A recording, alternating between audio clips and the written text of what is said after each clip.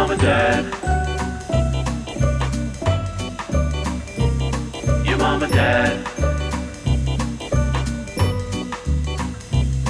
Your mom and dad. Your mom and dad. Well, welcome home, family. It's your mom and dad. Welcome home, family.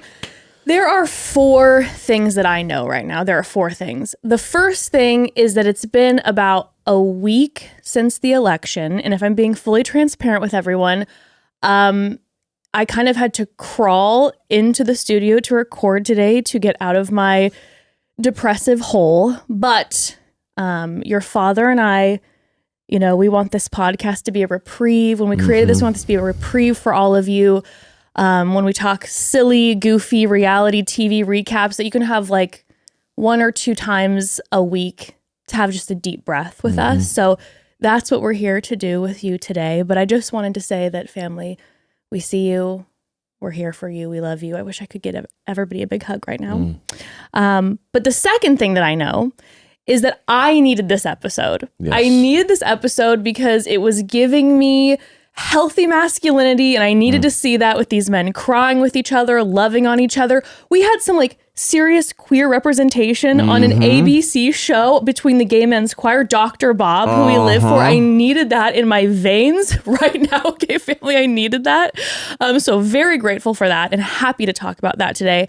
The third thing that I know today is that our golden correspondent, my mother, is here. Sylvia's back. Yay!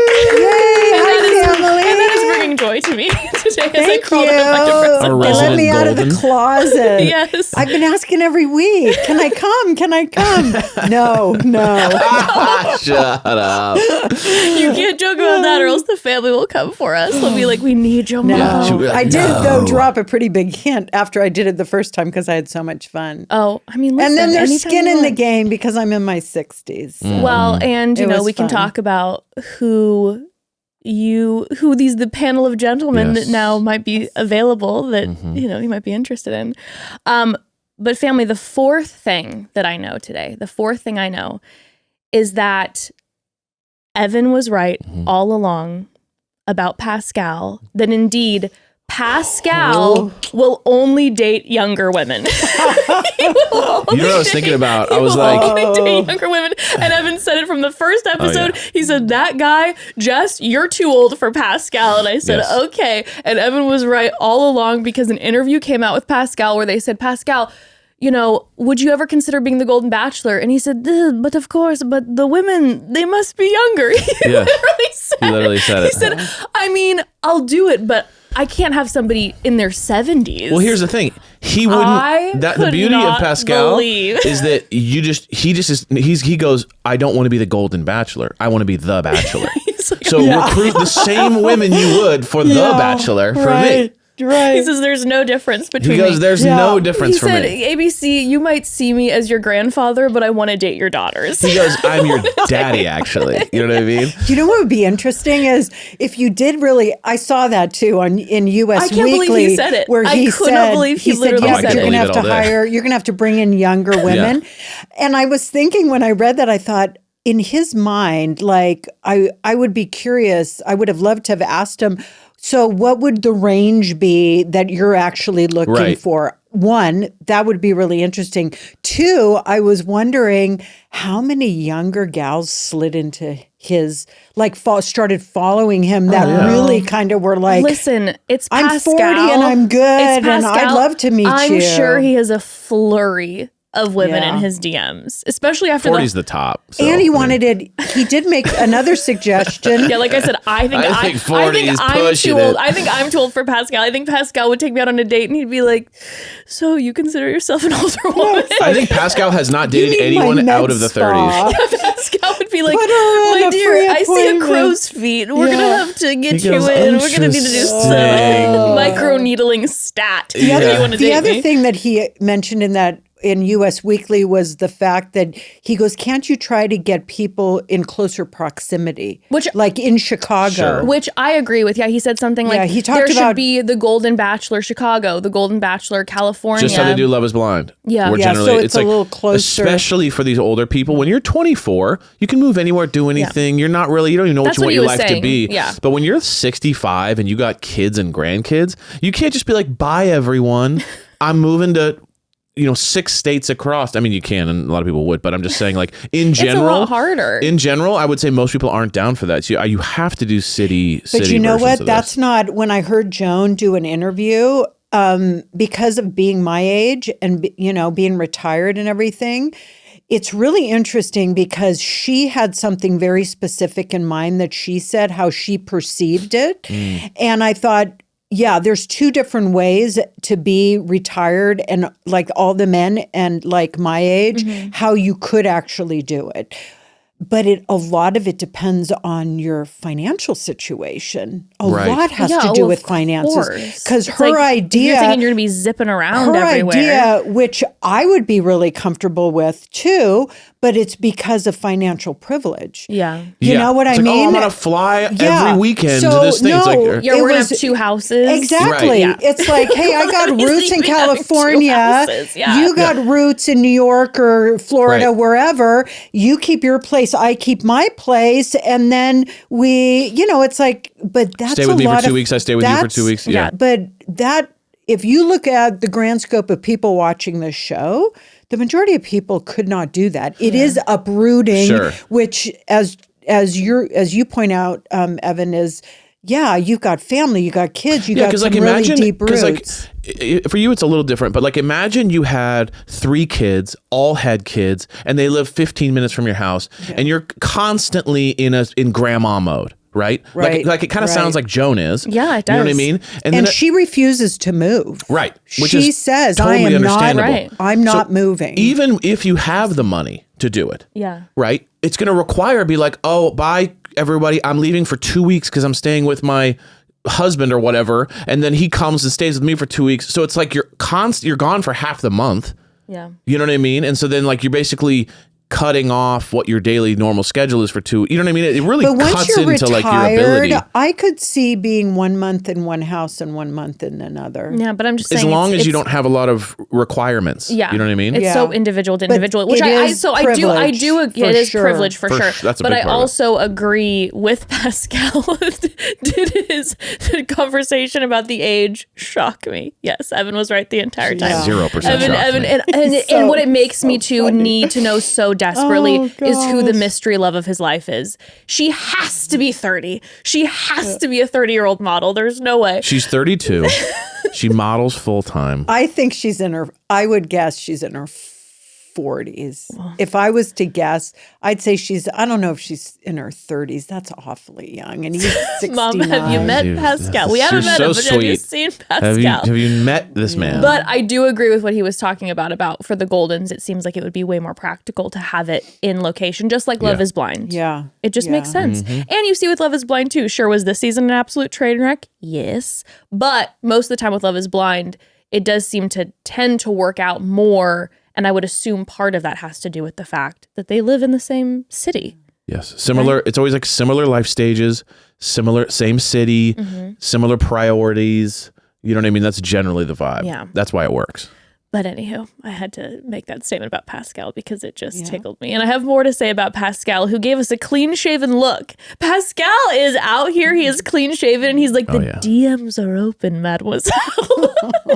My favorite thing about him too, just like before we move on, is like when he like in the last episode when he says like, I know what true love is, and it's just like we don't really have that. Yeah. And it was just so funny to me because I knew what he was putting sweet French words to like, I know what true love is, and you're just not in my age bracket, and I don't want to jump your bones. I'm sorry. That's what true love is. Like his thing's like true love. It's like, no, I had a romantic sexual affair with this woman for a year, and it was hot and fiery, and I'm just not feeling that with you. He said he's like, there's no passion here. Exactly. Yeah. Exactly. He just all of a sudden slides Joan He's a very note. good at making it sound very He palatable. slides Joan a note across the table and is just like, you're too old. Yeah, it's exactly what that is. But ultimately then too, we knew he knows how to make something sound sweet and sexy because when we saw later that he convinced all the men that he had gone to India to learn how to properly do certain meditations. He was lying. He convinced people to do his laundry. He convinced, this guy is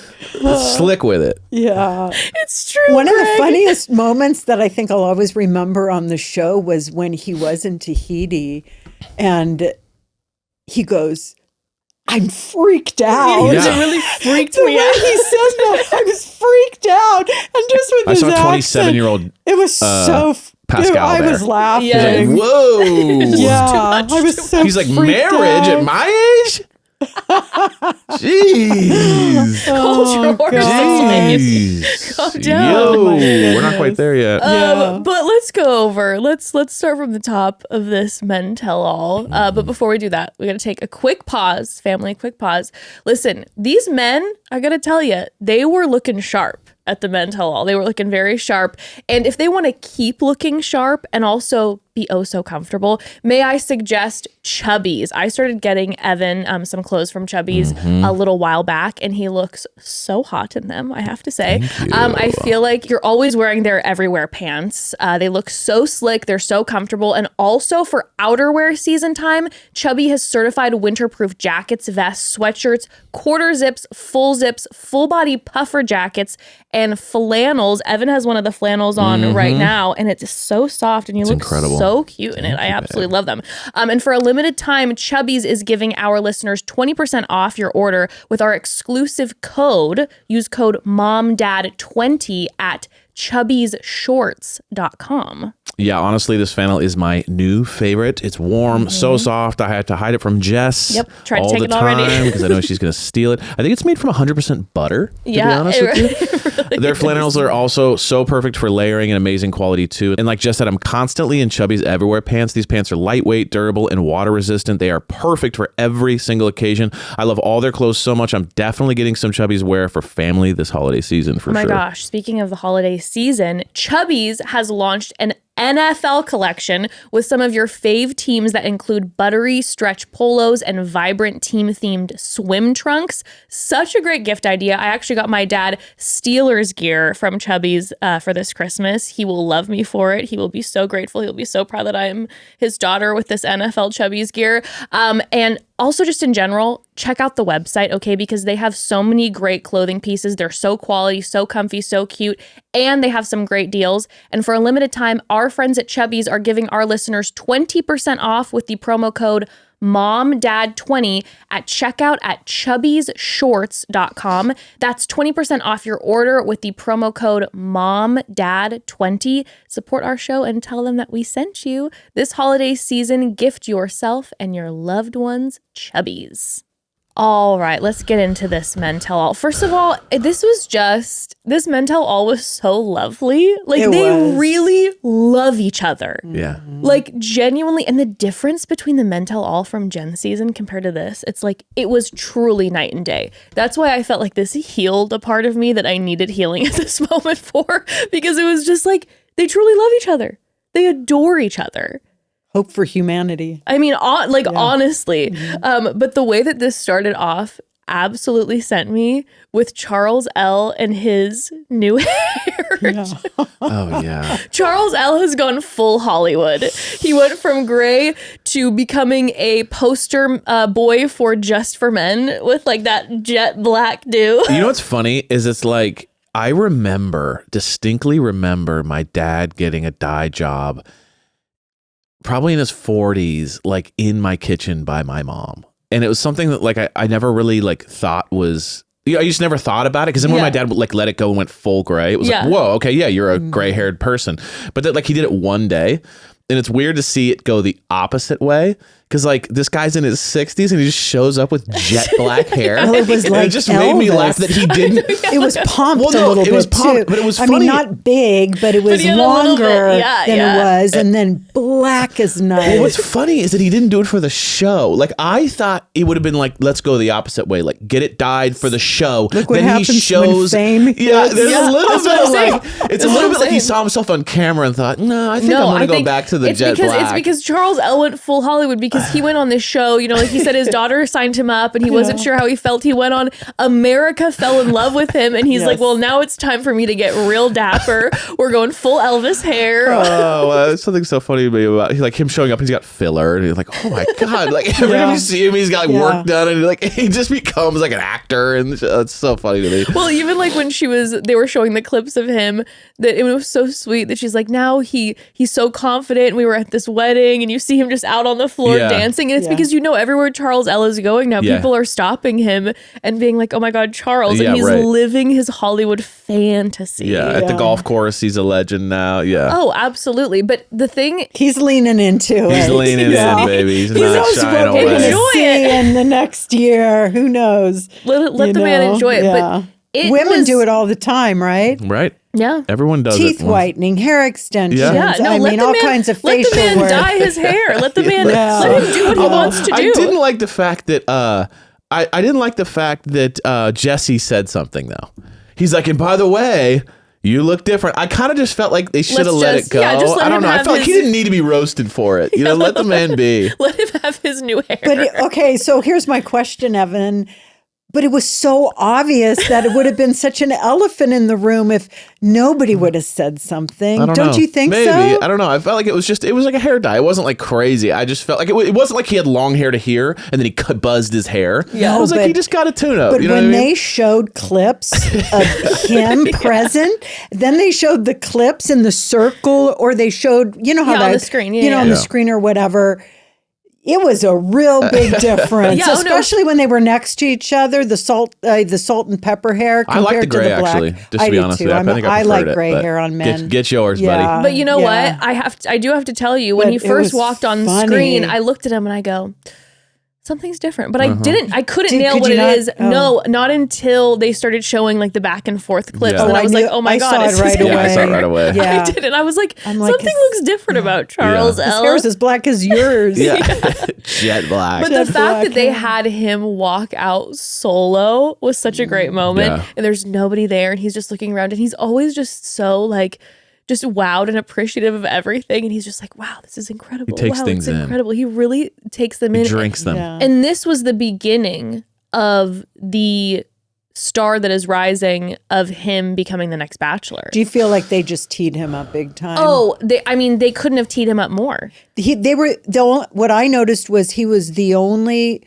when Jesse was talking to Pascal, Mark, Jonathan and him, it was only him that he said, so what's next for you? Yep, I noticed that too. He didn't ask any of the other guys that. So it's kind of like, what's next in regards to dating? He didn't ask any of the other guys either if they're seeing anybody. And I believe he asked Charles L, like, so see anybody? He's like, no, single. I thought he said, are you ready to date? Are you ready to date? Yeah. But he didn't bring up to any of the other men, are they seeing anyone? And then of course Jonathan was like, hey, just FYI, I got myself a girl. Just FYI. Do we want to jump to that right now? No, we can talk about that after. Because I got comments on that. But I did note that he did what you were saying, that he didn't bring that up with anybody else. Yeah. He also they teed him up by having the mic'd person in the audience be like, we want you as our next Bachelor, Charles L. Like this is them promoting him. Was that a spontaneous or was that planned? No, 100% that was planned. A planned thing. Did I also miss any Jordan action? No, they didn't. They didn't even give him a sit down. Well, that's what I was. Not only did he not get a sit down, shocked. He didn't have a. Was there even a moment where he said a word? No, nothing. My other husband, Jordan. The guy the dude who went to hometowns didn't say one word. Was not asked one question. No, and all the guys who didn't even make it to hometowns talked the whole time. I'm kind of going like, this is so weird. Well, and think about this. I also thought Jordan is kind of like a favorite and perfect to be the next Golden Bachelor. I know he'd be a great Golden Bachelor. I was like, he's literally everyone had the hots for him. He has a bunch of walls up though, so I don't know about if he'd be. I mean, we all thought he was. But I'm just saying, heartthrob wise, yes, you get a lot of interest people there. A lot of women liked him. Right, they seem to lose their mind over him. But if you think about it, we got Mark, Jonathan, and Charles L, who all didn't go as far as Jordan getting a hot seat, and Jordan didn't. I was like, well, but Jordan wasn't even asked a question. A single question, didn't say a single word. You just saw him in the corner a couple times. Jordan, blah blah blah. And when Joan came out, Did they even no have interaction. No interaction. It's so weird. Yeah, it was weird. It's like she's interacting with all these guys she cut 3/4 of the way through, and not a single word with the guy who she cut, or no, that he kind of backed off and got cut like a week ago. It was really weird to me. Yeah, I thought it was strange, and I couldn't really understand what it meant. Yeah, or maybe they did and they cut it and it just wasn't interesting. Well, I'm sure that they did, because typically, you know, when they film Men Tell All, there's so much that they cut out. Yeah. And they film for hours and hours and hours and hours. So clearly they just were maybe, you know, they're like, oh, we didn't get much out of it and we just don't need editing. it. They only had a certain amount of time. They didn't think it was. But Charles L. will be, unless something changes, our next Bachelor. He got a lot of screen time. Because that girl had the whole scripted thing too. Where it was like, hi, so, Mom, if you're not going to be the next Bachelor. So that's 100% set up because she has to get mic'd for us to hear her. It's like a random girl shows up and has the script. You also can't be in the audience and raise your hand and like ask a question. They all of a sudden shot to her. Somebody could stand up in the audience, couldn't they, realistically, if they wanted to? Well, yeah, but then they would just they'd be like, ma'am, you need to please stop. sit down. They probably this kick isn't you out. like You can't just stand up and say something. So she's mic'd. She stood up and she's just the like, lights hey, on her, the lights on her. And it's like, scripted. hey, Charles, Bachelor Nation wants you as their next Bachelor. I mean, like that was them fully teeing Charles L. up to be our next Bachelor. I wonder if they're testing it. I wonder if they're like doing that to kind of go, how do people react to him? And then if I have a question. I mean, he's beloved. He's from the very, when I was on with you guys the last time, we even talked about it. We said, this is going to be somebody America falls in love with. This man he's an earth angel. Right. Yeah. Now, here's my question to you guys. How do you think he would do if he was the Bachelor? I think if Charles L. is our next Bachelor, it is going to be an incredible season. He is so lovely and loves just like life and like soaks up everything and is so kind to everybody. I think he would make an amazing Bachelor, and I think this season would be fantastic. He's also so playful that I feel like there'd be a playful energy then amongst the women. The only thing I wonder about is kind of similar to how I felt with Joan a little bit this season, where I wonder if he's ready to get married again, to make those those hard decisions. He throughout the time on the show, you know, Charles L., this was like this big move for him to kind of come out of like basically his home, because since his wife passed, he's been grieving so much.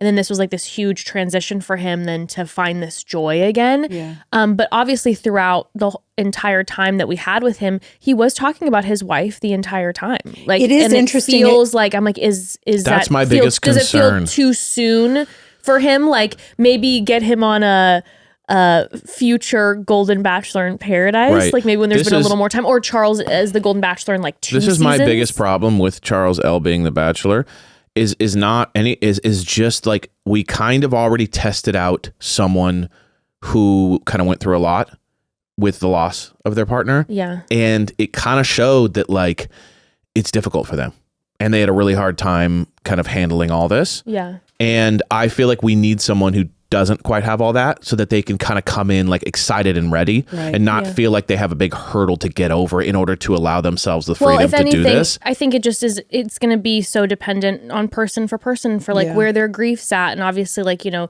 Joan has really been struggling with like the feeling of like guilt through all of this. And maybe Charles L. won't have that. It just more seems like, because all of his and Joan's conversations, at least from what we saw on the show, were about him and his sweet wife. Yeah. That I fear for him that this might be too overwhelming to hop into, not just like going on dates, but like being a lead where you're having to like kind of direct where this is going, and there's a proposal at the end. That just feels like it might be really overwhelming. It's already a lot for people that don't have all that. Yeah, for sure. It would be interesting because that means if they choose him, he'll be the third widowed individual. Right.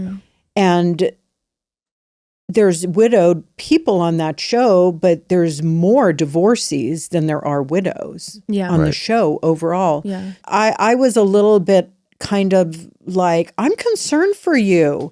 I was a little concerned for her, like, because he only passed away in 21, I think. Yeah. Maybe 22. It wasn't only, it's been under 3 years. Yeah. It wasn't very long after being married so long. I heard her on a podcast where she said what really helped her a lot was she went to the therapist there that they provide. And the therapist gave her an example of, they said, imagine holding 2 red balloons. One red balloon in your hand is John. The other balloon is whoever you're going to pick, and you can simultaneously hold both of those balloons. And she said that visual really helped her get over that hump, like in that 3rd week when she had kind of that, when she told the guys, I don't know if I can do this, or is it going to, I'm feeling bad or whatever. I feel like it's like when it comes to the conversation with the past few seasons being surrounding so often the loss of your partner, that makes perfect sense to me. I cannot even imagine. I think just sometimes as a viewer, my heart hurts then for the lead, where I'm like, are they being taken care of in this circumstance because they're struggling and then they have this pressure put on them? You're not spending time in the show anymore. Yeah. You're kind of thinking about, you're is she grieving. okay all the time? You're in kind grief. of grieving. Well, that's what I'm saying. So Yeah. it's like, we're not watching the show anymore. We're kind of watching, is Joan okay? Yeah. It's like that becomes the show. Yeah. Like, have you seen, is Joan okay this week? Because it's not, oh my God, did you see that these 2 people are connecting and this whole thing happened and there was drama and they got back and forth and then they got in a fight? It's like, all we're watching is her going, is she going to be able to handle this date this time? You know what I mean? And her processing, I thought what was an interesting contrast was how Mark's processing. We saw Mark kind of going through that. Yeah. And he's been widowed way longer than she has. 6 years, 8 years, something like that. But I felt like for him, it was kind of like really wonderful, because by the time he got done, it was more like, I'm now ready to step into. It's almost like even though it doesn't appear that he's going to maybe be the Golden Bachelor, which everybody really wanted, but it almost feels like, oh, this man now is ready. Sure. I feel like we should try now a lead that doesn't have that. No. And again, it's just people in different phases. And the pressure on national TV. Yeah, but it's just people in different phases of grief and how they're going to handle things. And so, that's my only thing. Like, would I love Charles L. to be the Bachelor? Yes. Do I think he'd be a fantastic Bachelor? Yes. I think we'd have an incredible season. I think he would bring so much joy and positive energy to our screen. But I also think, I worry for him that it just might be too soon. And I don't, he must be protected at all costs. He must be protected. He's a very sweet guy. And I don't want this process to be too much for him, because he is just so lovely. I wouldn't want to go on the show unless I knew that the person was ready too. Right. Just from a contestant, if I was going to be a woman, let's say on a show, and there's a gentleman who's still grieving that loss, even as divorce, even when you're divorced, you go through grief and you go through kind of, the loss of your 25 years of like, this was my life then, now it's completely different now. Yeah. I would want for everybody, it's important that I just think it's important that everybody's kind of ready. Yeah. Because I don't want to, for everybody's sake, the recipient and the person choosing, and it's just that everybody's healthy. Yeah. Because it's hard to start a relationship, but there's a difference when you kind of are like, I know now I'm ready. Yeah. So he's the guy. When would they announce something like that? Not till next year, do you think? Well, I don't think they're going to announce it during the finale. I really don't. Okay. I think it they're going depends, right? Because remember they announced Jen during this time, right? Yeah, but I feel like they didn't announce Joan. I think they're probably gonna wait. They're gonna wait because I don't think they're gonna be filming right away. So I think they're probably they'll test it, they'll throw it out there. Do some screen They did tests. this as a test with Charles to see how people responded. The people absolutely adore him. Yeah. And I think the public in general would be extremely excited if Charles L. was the Bachelor. Do you think that they're maybe waiting to see what happens with a couple of the other guys to see if their relationships work or don't work? Maybe. And then just possible. seeing where everybody's at, kind of? Maybe. Yeah. They're like, how much do you like your new girlfriend?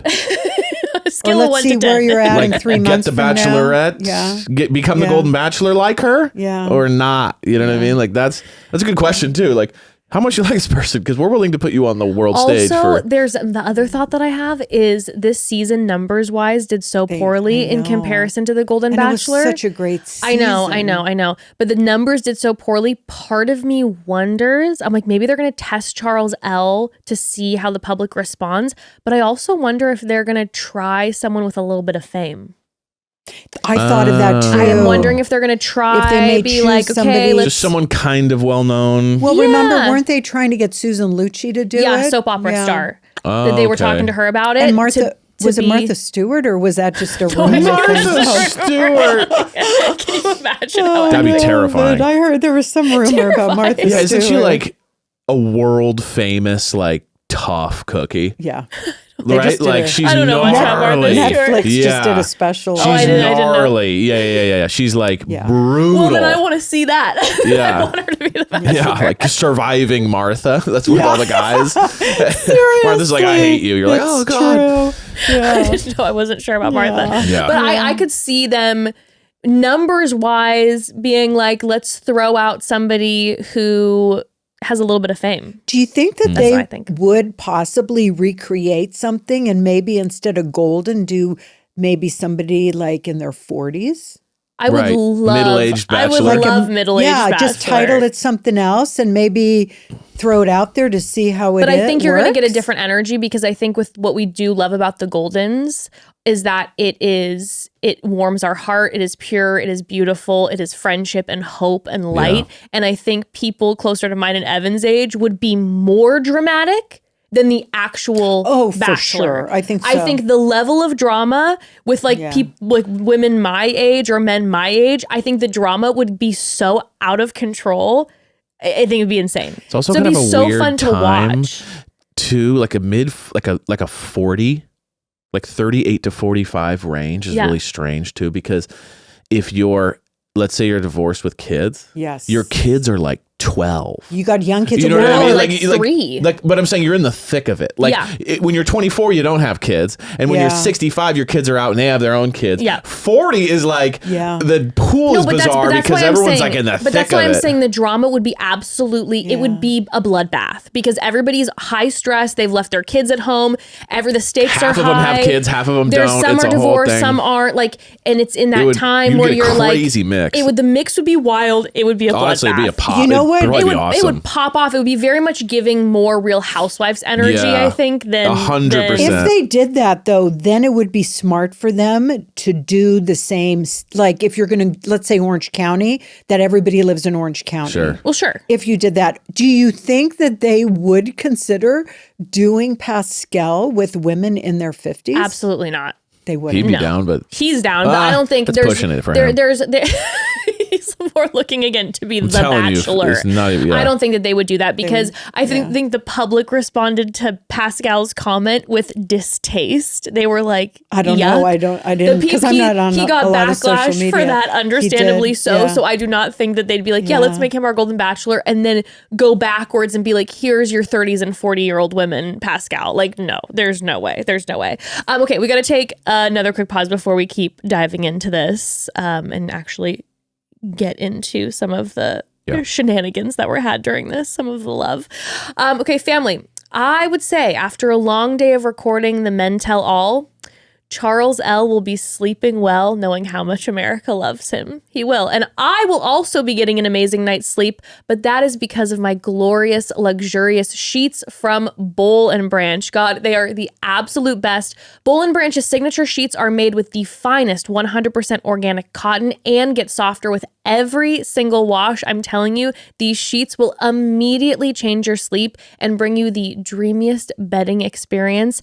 After getting these sheets, I also immediately got all of our bedding from Boll and Branch because I was just so wowed. I was like, we're doing it all, Boll and Branch. oh yeah, they're incredible. Like I said before, I'm a bit of a sheet snob, and sheets really affect my sleep. The second we got Boll and Branch sheets, I was so obsessed. They are amazing. The quality, first off, is top notch. They're soft like butter. They are so cozy and breathable. Immediately my sleep improved, and on top of that, they look great too. It's like magazine hotel vibes. Yeah, so chic, so chic. It also really does blow my mind how they get softer with every single wash. It's pretty incredible, and it is just a gift. We have their signature hemmed sheet set, and like I mentioned before, we ended up upgrading all our bedding to Boll and Branch, and I could not be happier or cozier. So check out that website. And if you decide to give the gift of amazing sleep to someone for the holidays, their signature sheets come wrapped and ready in a beautiful holiday gift box, which blessings leaves you more time during the busiest season of all and offers an amazing unboxing experience unlike any other. Gift you and your loved ones a better night's sleep with Boll & Branch. And right now is their best offer of the entire year. For 25% off plus free shipping on your first set of sheets, head to bollandbranch.com/momdad. That's Boll & Branch, BOLLAND branch.com/momdad for 25% off. Limited time only. Exclusions apply. See site for details. Okay, getting back to the men tell all. Well, we see all the men, and I just have to say, you know, we have Charles L with the new hair. We have Pascal, clean shaven. Mm-hmm. We have Jonathan, who has the best style ever. Like, I literally cannot get over this man and his style. Looks incredible. Tell me, Mom, while you were looking at the dais of men, anyone catching your fancy?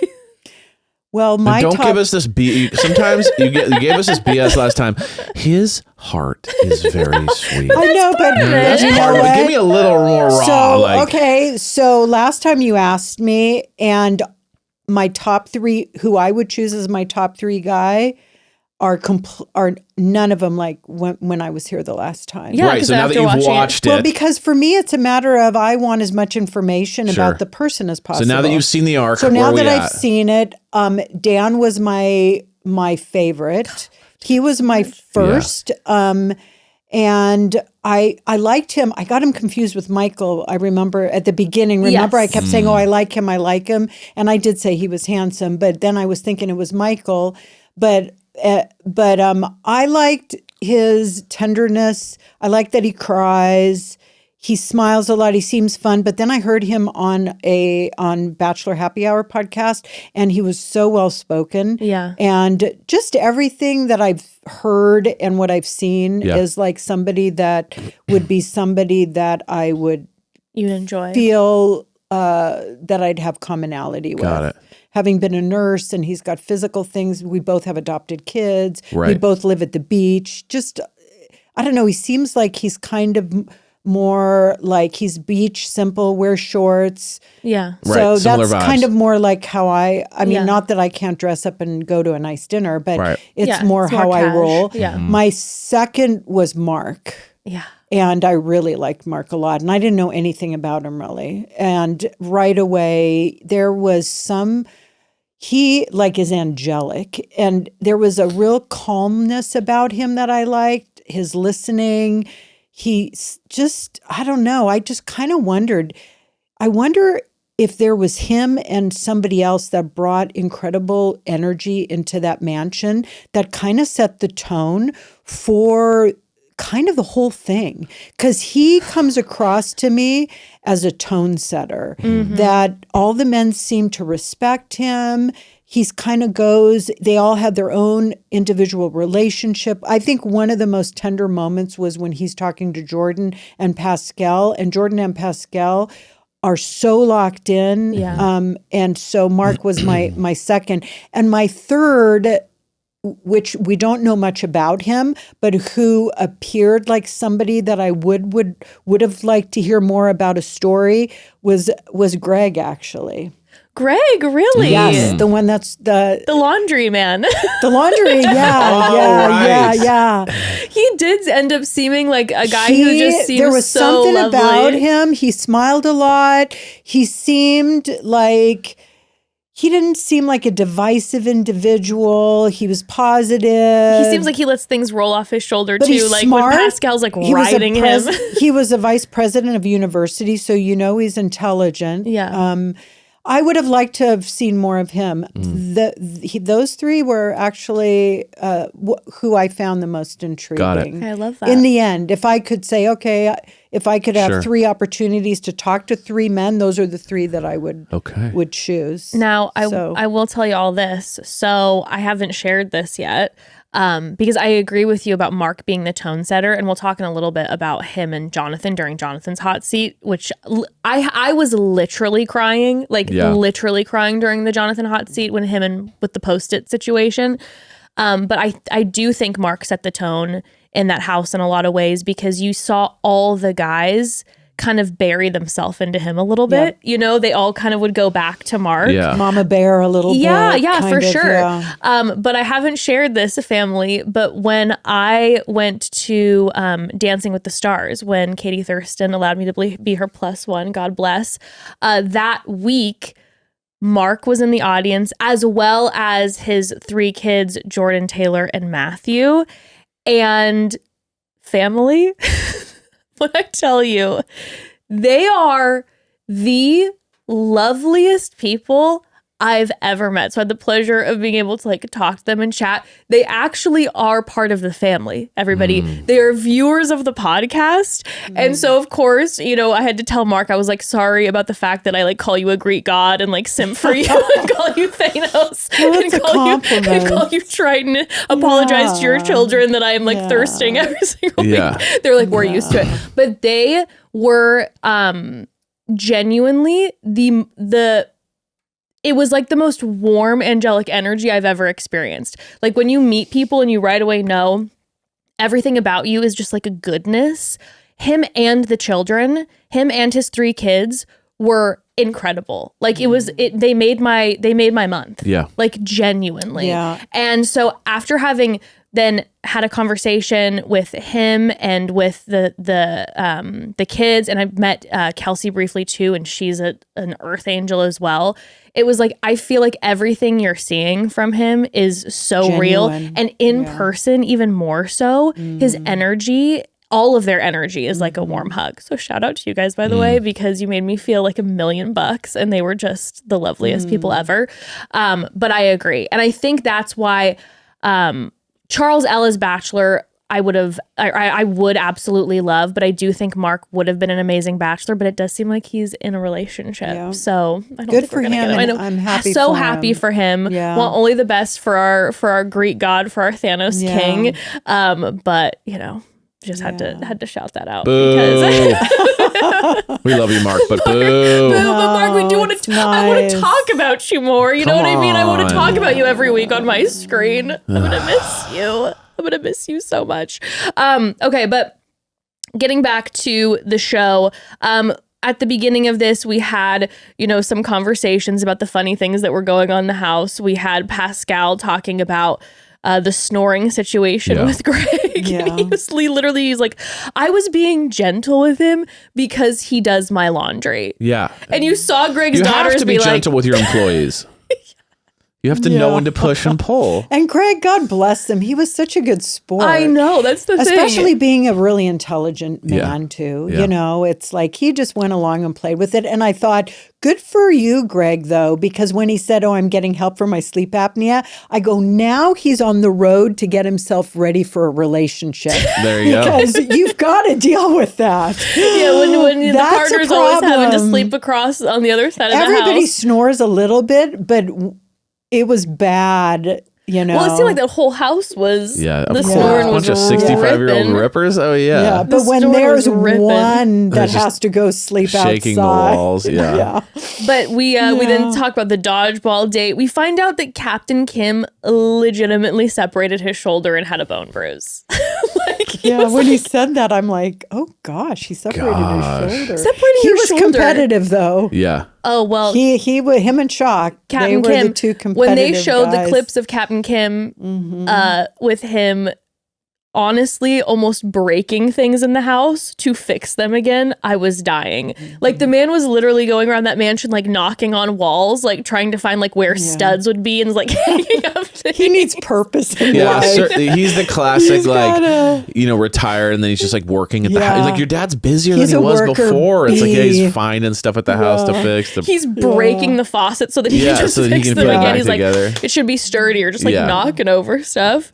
Then we talk about the Chippendales date. Find out that Jonathan says he's never stripped professionally. Which I love the little nugget. I was like, okay, Jonathan. Like, I see you. Yeah. Basically what you're saying. He was way comfortable up there. But it's like basically what you're saying, Jonathan, is that the new person in your life is getting you know, the gold Chippendales treatment. Even though he said he gave those to Joan. Oh yeah, the golden underwear. Panties, yeah. I could not believe that they legitimately were like, hey Keith, we want your daughters to address what it was like to have to watch you strip. I'm like, can we not make the poor kids have to discuss your stripping? They owned it. I know. Did. They said our dad was being genuine. You know what I noticed was it was so cute. Keith was sitting in the front row next to Gary. And at one point, Keith had his hand on Gary's knee. It was just, so sweet. The love. They just are so united. And I thought, oh, look at him. He's just so affectionate. He's holding Gary's knee. They all are so affectionate with each other. Yeah, and I'm telling you, it's so wonderful. It heals me to see on television, like a group of older men, like expressing themselves. It's also kind of weird. Like, I'll be honest with you. Like, when I think about all of like the guy, like when I think about my dad, or like people that I knew that were like my dad's age growing up, or even now, or like if I'm at a golf course and there's guys that are next to us, or like, you know, just like very rarely do I interact with like 65-year-old men who are like have access to their emotions.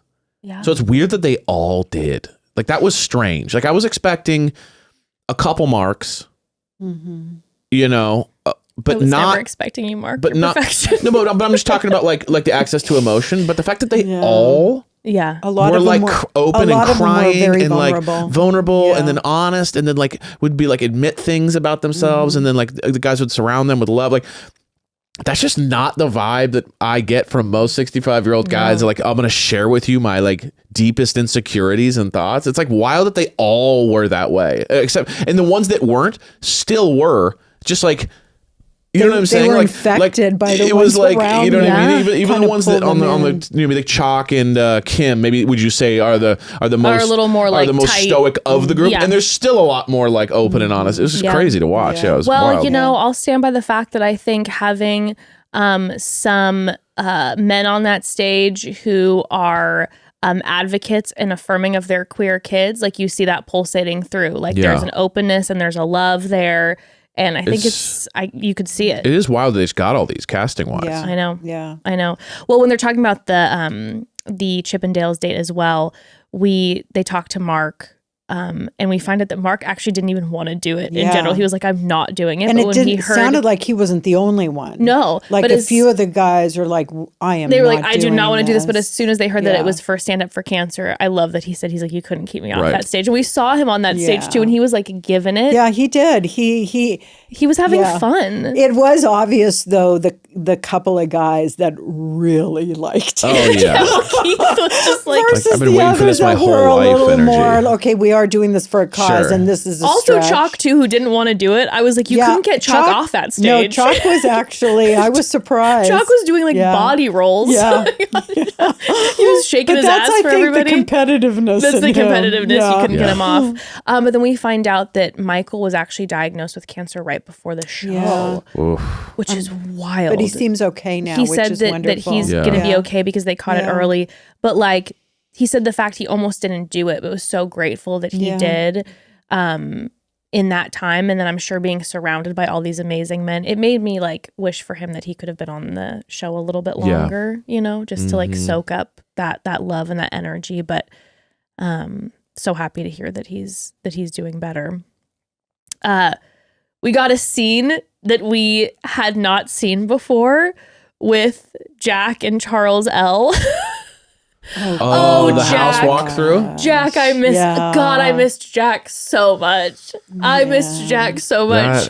And we saw just... I used to clean chandeliers. Took 6 freaking hours. I mean, that guy is...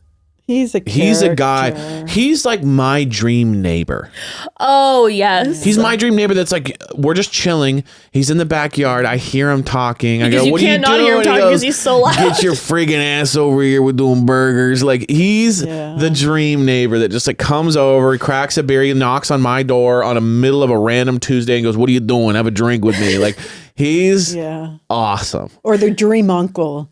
You know, he's an uncle. You know what? He's not weird how certain people are born uncles. Yeah, he's a Uncle born he's Jack, an uncle. Even though he's a human Uncle being, Jack, he's an uncle. Yeah. He's like a part of the simulation that's just an uncle.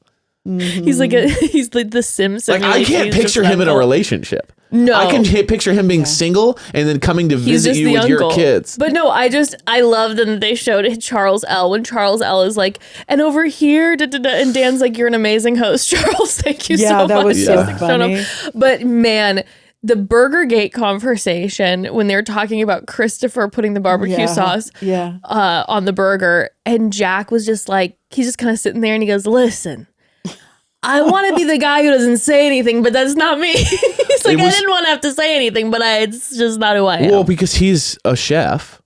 Yes. And caterer, yeah. But he's like a chef too. You could tell he makes all the food. Like, it was funny because it's like it's almost like if you were a construction guy and you saw a guy nailing in something horribly wrong and you're like trying not to be like, don't do it. It was like it's the one thing that he was like, you don't mess with that.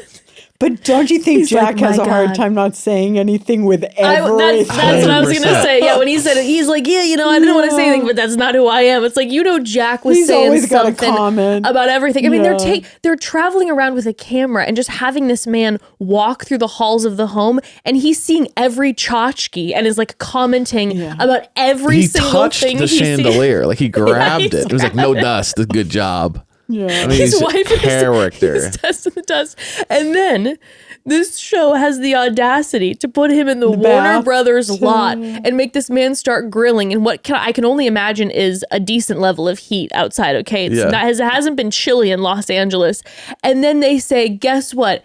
You know what? This isn't Oprah. You all don't get $100,000 underneath your chair or vacation. You get a burger from Jack, which is obviously not a burger from Jack. These things are wrapped in gold. I thought it was going to be an ad.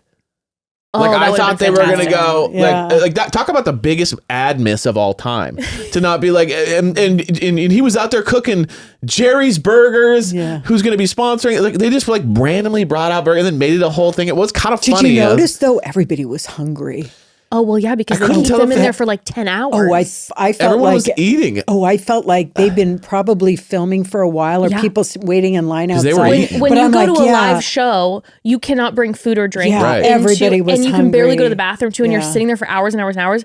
You're just like famished. Everyone was eating. Yeah. And everyone was just narfing on Jack. Yeah, it was funny. I was not expecting everybody to be eating, but everyone was. But I just got to know, I'm like, where do these burgers come from? Because even when they passed Jack the burger, you could see his face that he was like, this is not my burger. He was just he's like, critiquing the I would have done this better. He's just, but also the fact that they even had him out there making a couple burgers, I'm like, please at least have paid this man. Okay. He is a caterer. This is his craft. Pay the man for his burgers. Okay. But Christopher does have a point. Whoever controls the barbecue 100%. Controls what's being made. The grazer versus the gazer. Yes, as Jonathan said, the gazer versus the grazer. Okay. Speaking of Jonathan, after that we have Jonathan's hot seat, which was probably my most favorite part of this episode. So let's talk about that. But first we got to take another quick pause. Family. So here's the deal. When I go to my dad, the Cat King's home every year for Christmas Eve, I smell pine needles. I smell cookies. I smell candles. You know what I never smell? Kitty litter. Because my dad uses pretty litter. And during this glorious season of giving, what a perfect gift to give to your cat and yourself, the best litter, Pretty Litter. Pretty Litter's non-clumping formula traps odor and moisture like wow. It is ultra absorbent. It's lightweight, low dust, and 1 6-pound bag works for up to a month, which is wildly convenient. Yeah, honestly, the most convenient. Pretty Litter ships free right to your door, meaning you never run out. You don't have those huge kitty litter bags taking up space, and even better, you don't have to lug those huge tubs from a store to your car and then into your house. So annoying. And the big cherry on top, Pretty Litter provides peace of mind because Pretty Litter changes color to indicate early signs of potential illnesses in your cat, like urinary tract infections, kidney issues, and more. And you might want reindeer hoof prints on your roof this time of year, but I'm guessing you do not want dusty kitty litter footprints from your cat all over your home to clean up, and Pretty Litter's low dust litter takes care of that too. They do it all. So give Pretty Litter a try. You and your cat will thank me. I promise you. Go to prettylitter.com/momdad to save 20% on your first order and get a free cat toy. That's prettylitter.com/momdad to save 20% on your first order and get a free cat toy. prettylitter.com/momdad. Terms and conditions apply. See site for details. All right, on to Jonathan's hot seat. Mom, okay, quick question. First, you said, before we talk about Jonathan's hot seat, you said that when Jonathan made a comment that he was dating someone, you had a thought about that. What is this thought? That you're devastated? No. I'm devastated. I would also be down for Jonathan to be my new father. No. Okay, family. You can't throw tomatoes because I'm on the other side of the screen. But you may not like my take on this. Oh my gosh. Please don't take it really personal. But here's a little bit of my take. And this may maybe be me projecting my own personal experience. So I think when Jonathan wasn't picked to go to hometowns, I was surprised and not surprised because he has 2 young kids, and Joan, that wouldn't have worked for her. So I get that. But he was up there as one of her favorites for a long time. Yeah. I think Jonathan would have made a fantastic Golden Bachelor. He's super comfortable. I think he would have actually maybe been our best Golden Bachelor. As much as, like, obviously I adore Mark, I adore Charles L. But when I really look at it, like, his vulnerability and openness. He is so comfortable in front of a camera. Yeah. He just is, I think. And I think there'd be a line out the door for him. I think people loved him. I think he's a great package. Yeah. He's got the emotion. He's got all of this. But here's my take. Being my age and having met somebody that reminds me a little bit of him. Okay. I think that Jonathan, I think it would have been drama. And here's the reason why. I think Jonathan, you know how we talk about how the guys are emotional? But I get a sense, and this may just be me and I may be totally wrong, but I get a sense that if Jonathan was the Bachelor, I think it could be major drama because I think Jonathan gives me a little bit of an impression that he's really impulsive.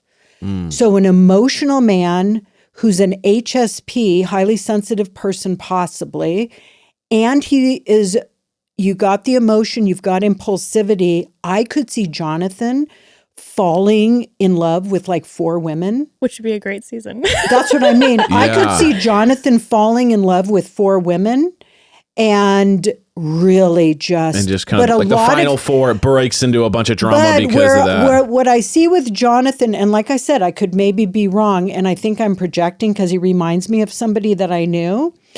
A lot of then what the drama would be and a lot of the emotion is more about a lot of his internal emotions. I think Jonathan is possibly a highly sensitive person. So maybe too sensitive for this environment? No, I just think when you're wired that way, if you get involved with a person like that, and this is just my hunch, you go on a roller coaster. Got it. So he'd provide a roller coaster. I think that this is a hot take, Mom. This is just my hot take. I mean, it would make for a great season. I'm not saying I don't like him. I liked him. I thought that if somebody would say, who's your number one, if you're looking at ratings and who would do well, I think he probably would have, I would say, I think that's the guy who you should pick for the Golden Bachelor. But I do think there would be drama with it. To be honest with you, I love this. I wish, because I felt like Joan was the opposite. Joan was so like not roller coaster that it's like we could use a roller coaster. And I'm like, let's give us a roller coaster. I think Jonathan he gives me impression that he's a very impulsive person. I thought it was wild how when he was on the hot seat, didn't say anything about dating. And when she came out, he then just, bam, oh, by the way, Interesting and he take. dropped. Interesting take, It just, Mom. I mean, if you're on the hot seat. Yeah, that's kind of the That's opportunity the to be like, I've been time- seeing somebody. That as soon as he saw her, it was like, by the And way, then I'm as dating soon, somebody. exactly. Oh, interesting. Okay. And I was getting a Yeah, little okay. bit of this I didn't know where this was vibe. going. Okay. I was feeling this a little bit with him during the show, watching him a little bit. Especially like I noticed it already when he was at prom and when Taylor Dane was singing and his like there was just he, certain winked at Taylor. there was certain dynamics about Jonathan that He's like, by the way, good to see you. I'm with someone super hot, super awesome. it just was It felt like she was like, by the way, you didn't hurt me. I'm good. No, I have a girlfriend now. Kind of thing. was this like he's been having to use self-control emotionally not to put it out on social media. It's probably been killing him because he's so excited and he's so happy. Yeah. Now he yesterday dropped a picture of them. Right. So okay. yeah, so it's just and Sure. that type of emotional man Yeah. is versus Mark may be seeing somebody too, but Mark didn't say anything. I do hear what you're saying about that comment that he didn't say that during the hot seat, that he's seeing somebody, where that feels like that would have more organically happened during the hot seat. Like, but yeah, you know what? It was a great journey, but I just, I am happy now. I'm actually seeing somebody, versus when all of a sudden Joan came out and it was like kind of out of the clouds. It was like, by the way, I'm in a relationship. Yeah, it kind of came out of nowhere. I do hear that. Okay, She was happy for him, which I thought was awesome. of course. Yeah. But I mean, I got to tell you, Jonathan's hot seat to me was my favorite part of the entire episode. That's though a whole different thing. I'm not even talking about that. That was amazing. Yeah. To me, when I see, and I hear what you're saying, but to me, when I see Jonathan, I see someone who has gone through so much and somebody who is willing to like tap into all those feelings. Like when he talked about that 43-year-old hole, that he said that it was always about being so close to achieving something and gaining something and then it being taken away from him. And that like hit me in a way where, I don't know, I feel like so many, again, like we're talking about like older men, so many men take things like that happening and allow it to harden them versus being willing to open themselves up and be so emotionally like, here it is, just offer it up in like pure vulnerability and just put it out there. I mean, even just him watching their story back and him getting teary-eyed, and I don't know. I mean, he touches a part of my heart. Listen, as somebody who is a very, very sensitive person, you can take that wiring and you can, especially like with a lot of these like older men, go into like this toxic masculinity place where then you get hard and bitter and shut off. Or you can just allow yourself to like be open and feel it and put it out there in a way, and you saw all these men who were like so touched by him and his words throughout the show too. Like so many scenes of Jonathan like being there for people when they're going through it and like touching people. I don't know. I think that that was truly incredible to me. And the kicker of all of it. And I really loved too that he brought this up. Because this is something that could have been like, kept between him and Mark. Yeah. And he could have just used his hot seat to talk about him. See, that's where then I'm like, my perspective of Jonathan, I'm like, he took the time during his hot seat to, instead of talking about just like his own journey, he's like gonna bring up, he highlighted another man and his goodness to him during that show. I kind of was wondering why they didn't show it in the show. Do you think they didn't know it? Because when I first saw it, I thought, I wonder why they didn't show us that. He said he did it at 5 a.m. Yeah, he said he left it in the drink, the coffee cup. Yeah. So basically, Jonathan, he said he always wakes up in the morning, 5 a.m., gets his coffee and goes back to bed. We knew this because he had talked about this with Joan. He was like, you're not going to come back to bed and have coffee with me? Yeah. But he went to get his coffee and he said Mark wasn't there like he normally was. And he found two Post-it notes in his coffee cup that Mark had left. And the first one said, Jonathan, just in case I don't get to stay, I'm humbled to have met you. I enjoyed this time we shared. Place this sticky note on your mirror and remind yourself that you are a fantastic human being. And the next Post-it note said, I'm strong, I'm interesting, I'm handsome, I'm deserving, I am enough. Do you think Mark wrote notes to other people too? I don't know. But what I thought was interesting about this note. Are you literally First of all, you knew it was. He's angelic. And what's so cool about both of them is that like this was intimate in between two of them and they didn't talk about it. And the fact that you really knew that was the case too was because Mark's kids are crying. Yeah, everybody's crying. Right? So there's this, I didn't even know my dad was doing this kind of thing. And so that's the most heart-wrenching thing is that it wasn't like it's even being talked about or a moment of like, I'm using this as, not even using it, but like, you know, talking about myself in a way that's like, oh, and I did this for these guys and I did this for the kids all know. It's like the fact that they didn't even know that shows a character side of him that's going, this guy does this kind of stuff. Like this is how this guy rolls. Right. That he's just constantly in a state of like, thinking about other people and how do I take care of people. Well, like he said, he's like, this had come off the conversation with Jonathan where Jonathan had been vulnerable and was like, I don't know if what if I disappoint her? Like, what if I'm not enough? Sure. And was struggling through that. And so then Mark was like, I figured he needed it. And like to just take the time. Mm-hmm. Another thing too is that I was sobbing. Also just the idea of being a child of Mark's. Yeah. Like Mark's doing this with a man that he met like 2 weeks ago. Mm-hmm. Think about being a kid and having a dad like that. Right. Who's like writing those notes like on your mirror, who's like slipping you notes into your lunchbox when you're having a hard day. Like who's that tuned in.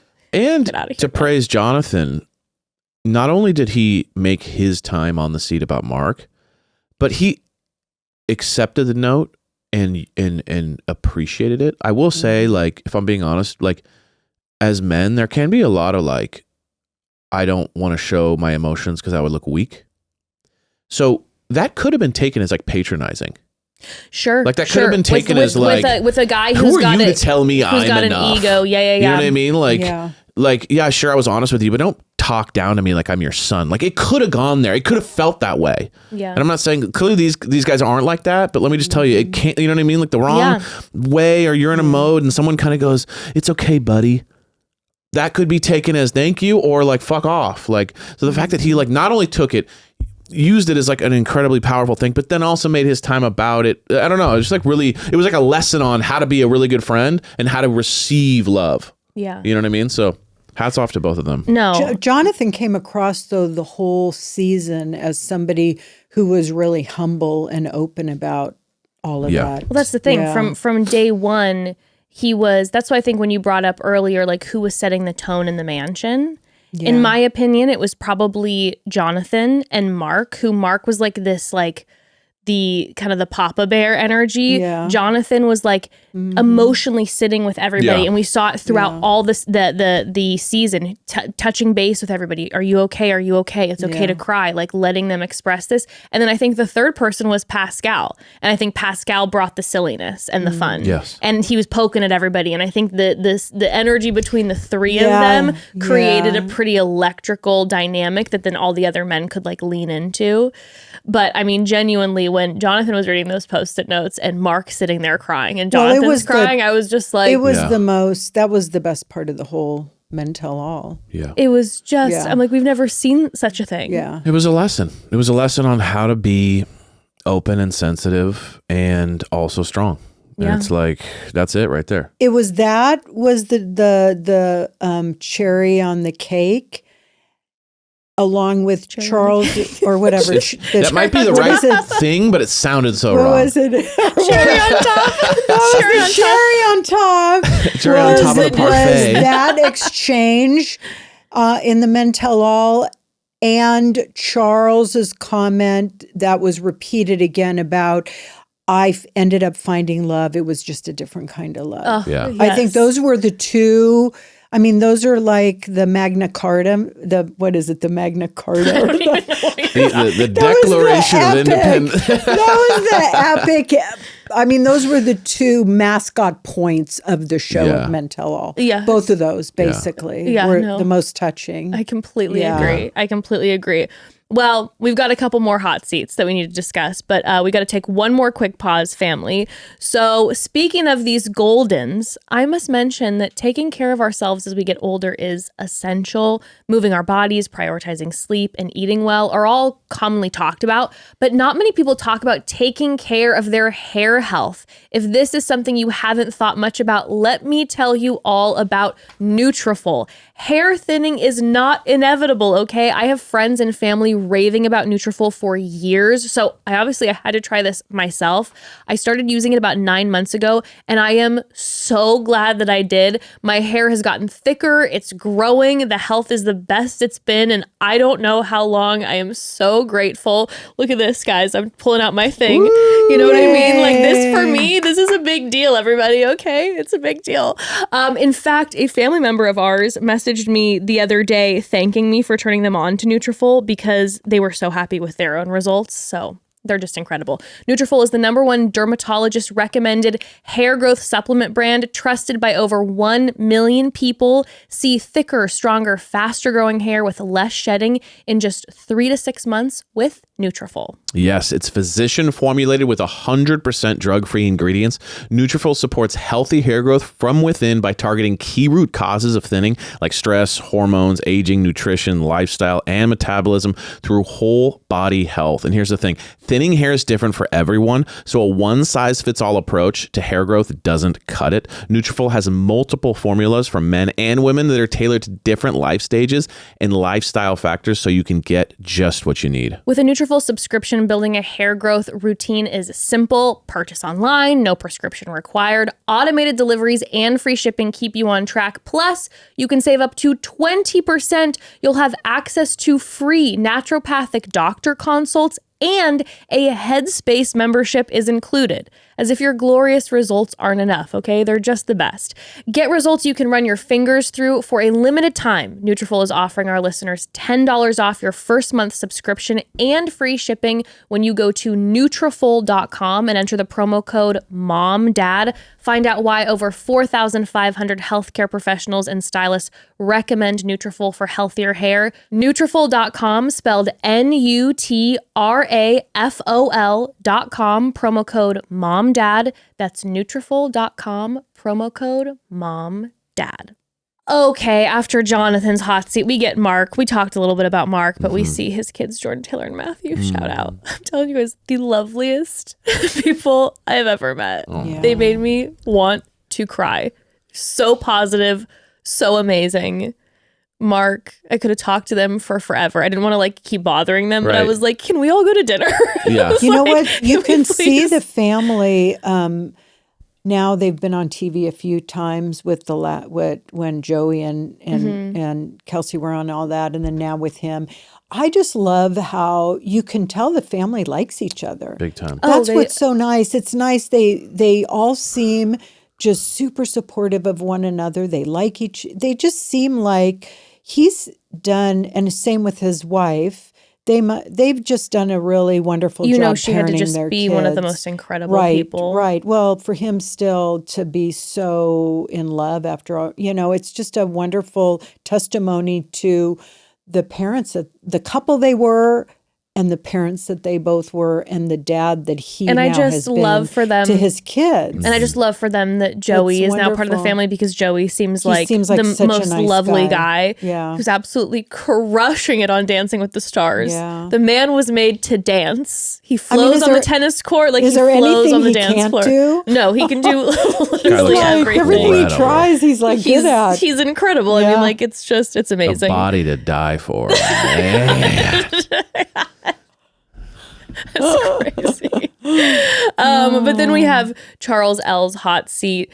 By the way, Jesse started off by being talking about the hair, and Charles was just like, it's just what I've been eating, Jesse. But I lived for the fact that even though Jesse brought up the hair and kind of threw a zinger at him, Charles L then later was like, by the way, no offense, but I didn't even know who you were, Jesse. Yeah. I was like, I might do a dye job, but who are you again? I thought it was funny that Jesse didn't get the joke right away. I know about his hair. Yeah, about his hair. I was like, come on, yeah. He's like, really? But no, I don't think it's. I think you might have done something. He missed that joke right away. I know. That Charles Come on L. now, had to JP. repeat it again. Yeah. Charles L. He's too quick for JP. Yeah. He's too quick for Jesse. He is very witty. He's really funny. He's He's really quick and funny. witty. Which I think would, again, I want a funny Bachelor. That does add to it. A lot of times you're like, it's all about the contestants. Yeah. They bring the energy, but Charles L. would bring like the joy and comedy because he's just hilarious. Yeah. But, you know, we have a conversation about his daughter, who's absolutely stunning, who had him apply. Sophia. Yeah. And she's talking about the newfound confidence that he was exuding. This is when we have the random audience member. We've discussed most of this, but he's just such a treasure. And then the audience member was like, but by the way, FYI, if you don't become the Bachelor, my mom's single. And I'm like, cut to all of us kids who have single moms who are like thirsty after the season for our parents. I like practically lunged at Mark at Dancing with the Stars. And I was like, by the way, you know, I didn't know he was dating someone. I was just like, by the way, my mom's single. I was like, please come be part of our family. All of us thirsty kids are seeing these amazing men. And we're like, please become our new fathers. Yes. Welcome to Christmas. Men, they must be experiencing some really trippy things. Oh, yeah. With like their Instagrams and like the kids must be getting I mean, it must be bizarre. Yeah. Probably. Totally. Oh yeah, you know, the kids are getting wild most DMs of these too. guys didn't have an Instagram even before they went on the show. Right. You know, you can kind of see it. I think some of the kids. I've only been on one. I've only like followed one person, and that's been it. But you could see that it's like they all, you know, the kids are having to help them probably. Sure. Well, I think the kids are probably, some of them have their kids running their Instagram. Maybe, it seems to me by some of the reels that are being posted with the sounds. Yeah. Because I don't do any of that. But also, either. can you imagine if they're getting all these like crazy thirsty DMs and the kids, like if I'm having to like go through your like thirst DMs, I'm just like, oh gosh. Oh my Lord. Then we get the unseen Pascal footage with the meditations and the facials, which I mean, say what you want about Pascal, but my God, the man makes me laugh. He's He hilarious. is hysterical. I love the Charles L. wig moment. That made me during the laugh so bloopers hard. when he was cutting the hair, and he just did Charles L. He goes, I love it. I liked when he did when he did the pans at the end. Using the But I pans. kept thinking those three guys never laughed. I said, No, kudos they to were them. like, we were zoned out. They were, but No, they were like living for it. I think they were thought like, it was real. I feel very relaxed. Like what he's doing is working. I just felt like when he got the pans, Yeah, that's that when would it have was. been, they're like, oh, geez. But I mean, technically, they didn't even know they were pans at the time because they had cucumbers on Some their eyes. Frenchman tells you something, you're like, you just believe it. You're like, oh, I love okay. that. Yeah, I thought it was funny how all three of them just were really They were like, into it. none of them were cracking up. And the fact, they really too- gave themselves over Yeah. to it. That shows another element. In true fashion Yeah. of the men of this season, So- they were like, yes, we will enjoy these face masks and let Pascal And lead we're us gonna- in meditation. We're going to feel So funny. this. Yeah. But then when he's in ITMs, he was just like, I don't know anything about Yeah, meditation. I don't know, some bullshit. But the man is a showman. Oh, yeah, He's big a time. showman. When then they go back to the live studio audience and, you know, Jesse Palmer is like, hey, let's all do the Joan meditation together. And Pascal stands up and he's having them do it. And he's like, and then she's going to walk through the door. I just know it. I mean, he is. Well, yeah, I mean, he has a room full of like 30 people cutting hair all day. He's bouncing around all the different clients. showman. Charming. He's used to coming in and being able to say hilarious shit and walk right away. Like he's a showman, 100%. Speaking of a showman, my other favorite part, aside from the post-it part, was when our future songwriter, opera director, star, Captain Kim, lets his magical dreams come true by having the gay men's chorus of Los Angeles come out and perform the Mansion Men in its entirety for longer than I remember. Definitely like a full song. But listen, like verses and choruses. You know what I'm going to stand by? When we were trolling on Captain Kim about how awkward the whole thing was when he was trying to force these men, and Gary's like, I really don't want to do this song, and nobody wanted to do it. And we started singing it, and I said to you, I don't know, Evan, there's something about catchy. it, that there's something catchy about it, and it's got a thing. When the gay man's chorus went up and professionals sang it, I'm like, I could see it in a musical.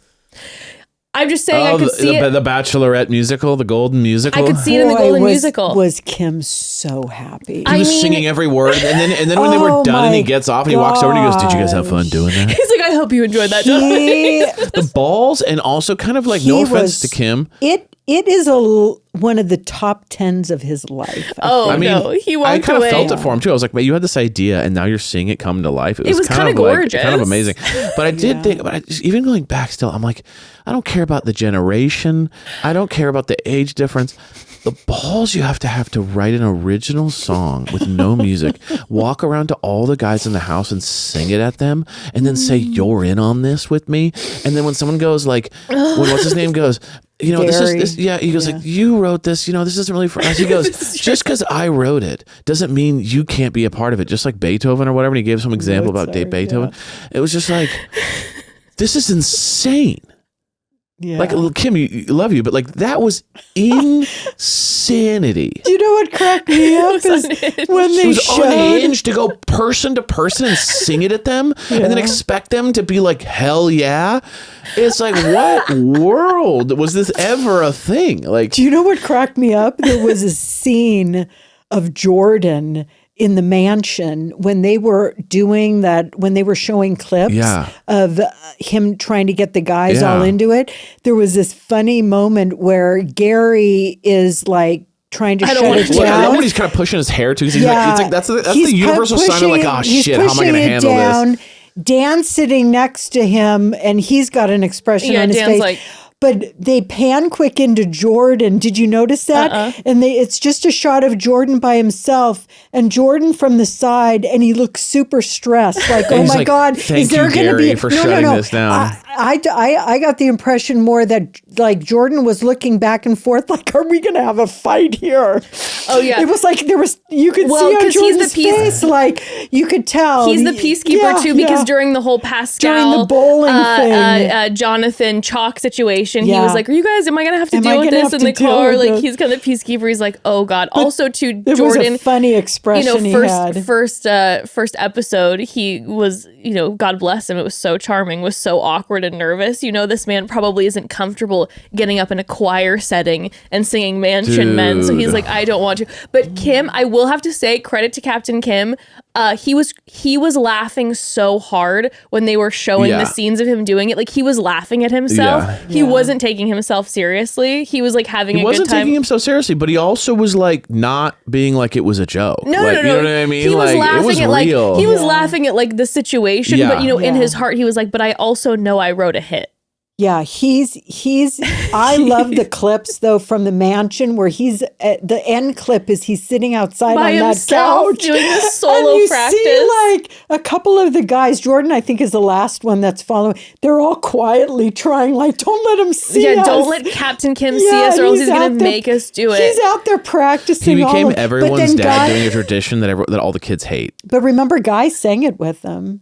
He got Guy to and you sing thought it that with maybe them. that would have killed it for Guy, but Guy is obviously in the final too. Yeah. So I thought that was gonna be the end of it for Guy, because Joan was like not living for the Mansion Men. But you know what? I'm telling you, hearing the gay men's chorus sing that song together when pros are singing it, Captain Kim's got something. Yeah, it's and catchy. I'm not going to shut down your dream, Captain Kim. No. I say you pursue songwriting for maybe some musical theater, for some choirs. There's something there. Like I said, it's kind of very it's very Man of La Mancha-esque. It's giving. See, to me, it's giving the picture. The famous picture of the men in the ship about to leave, and all their women are hugging them through the windows of like the holes in the ship.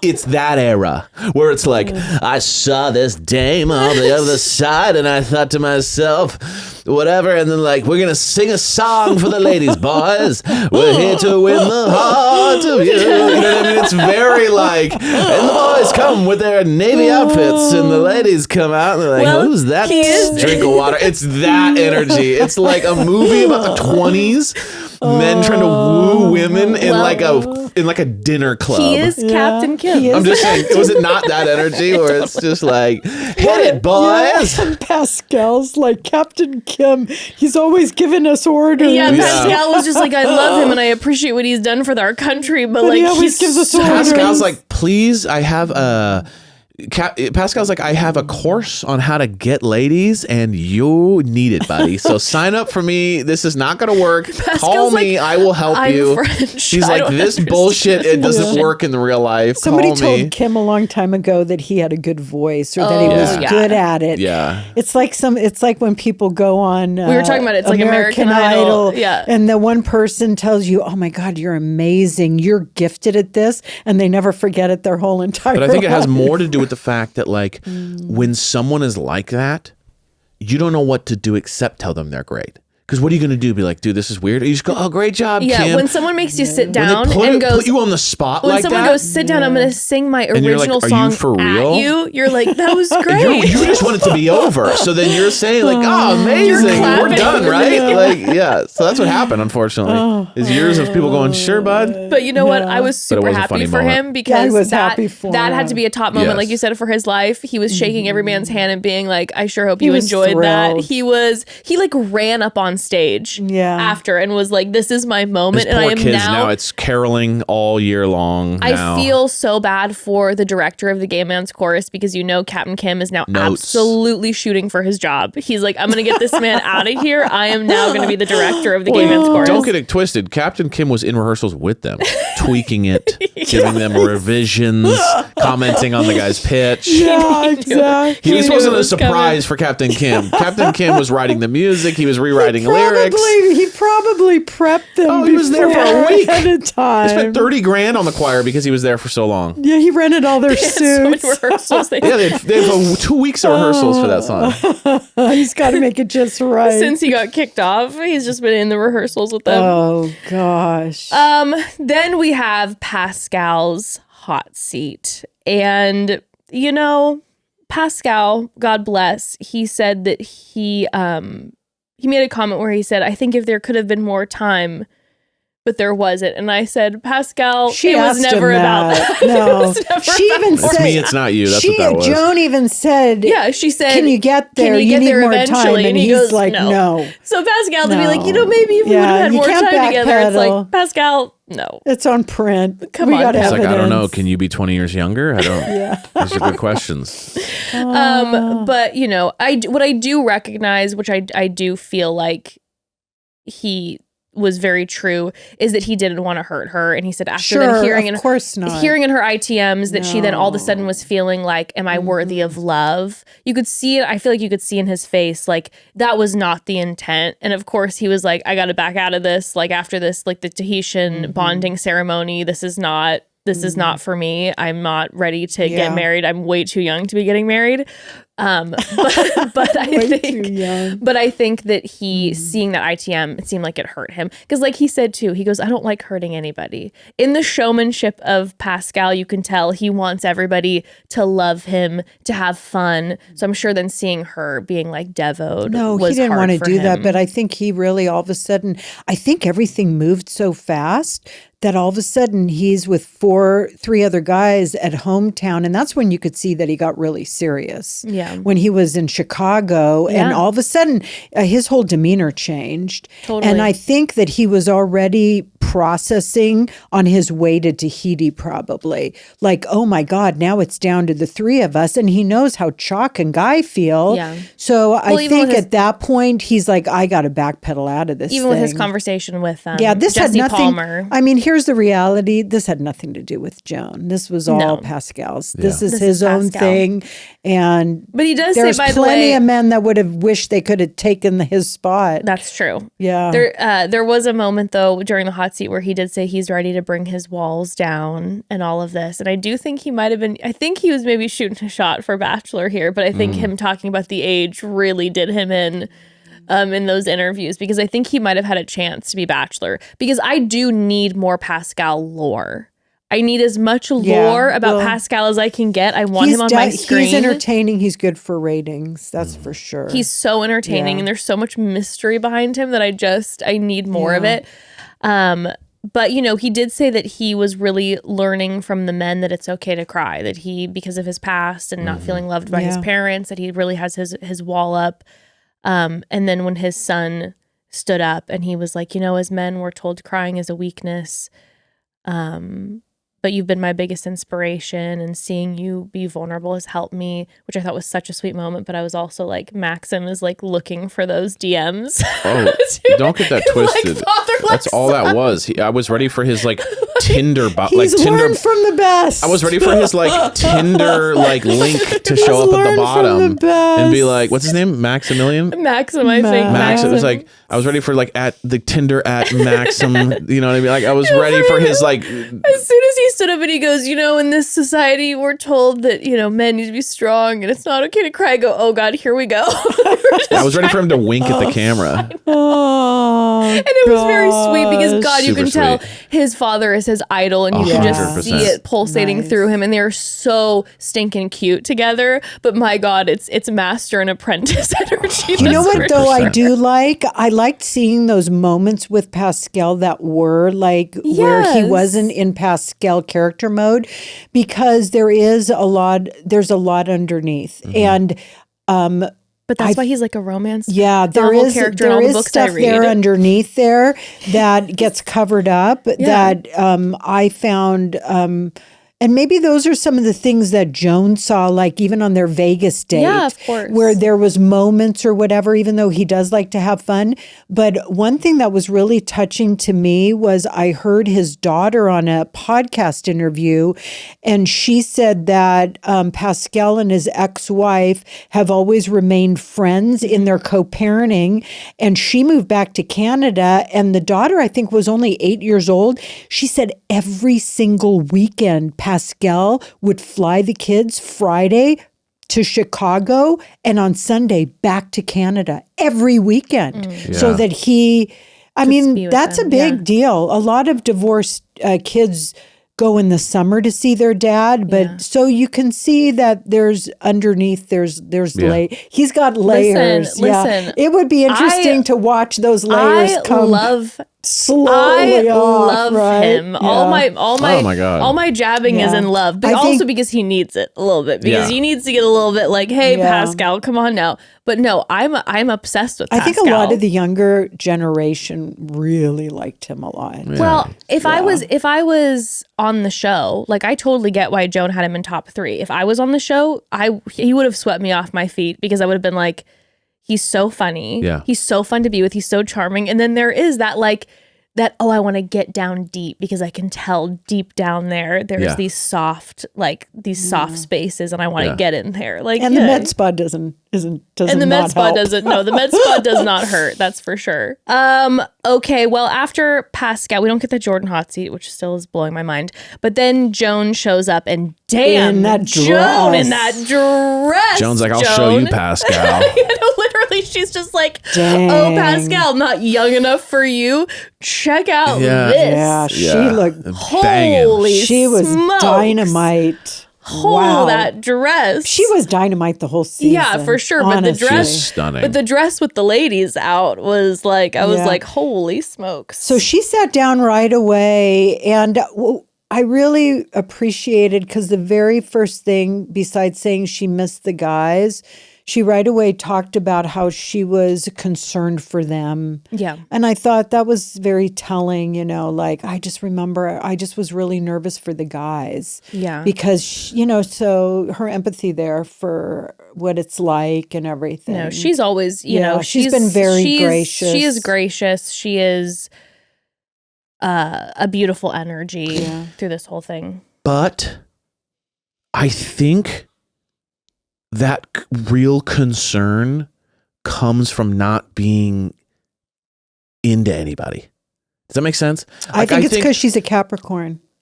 But I'm just saying. Oh, also that too, yeah. I think that if they hide their emotions a little bit, they're a little more. I think she's just more cognitive. But I think if you're really in love with a couple people, you're not thinking too much about that. Mm-hmm. You're really into the 5 people that you were connected to. But I think if you're like low key not connected to anyone, then you're thinking about like, how are they holding up in the house, and how's life going, and there's all my guys and my friends now, and we're all connected in this. I have a question. But I'm a little bit Evan. like, if you're not obsessed and you're not like feeling the pull, and you're not crying because you're so in love, and you're not torn because this, and then you're a little bit thinking about all that. So I think it's her empathy towards them is absolutely a beautiful thing, but I think it also showcases the fact that like everyone's buds.